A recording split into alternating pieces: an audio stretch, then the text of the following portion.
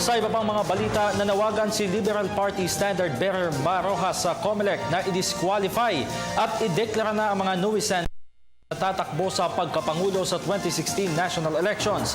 Inihayag ito ni Rojas matapos na maghain ng Certificate of Candidacy ang isang kandidato rin sa pagkapangulo na si Manuel Antonio Rojas, kung saan halos kaparehas ito ng buong pangalan ni Ma Rojas na Manuel Araneta Rojas II. Bukod dyan, ginamit rin umano ni Manuel Antonio Rojas ang Ma Rojas bilang kanyang nickname. Ayon kay LP Standard Bearer Rojas, naghain ng COC si Antonio Rojas upang lituhin lamang ang mga botante.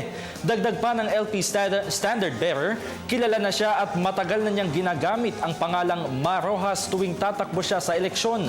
Nababahala rin ang dating kalihim na kung hindi kakansilahin ng COMELEC ang COC ni Manuel Antonio Rojas, baka lumabas ang pangalan nito kasunod ang pangalan ng dating kalihim sa balota.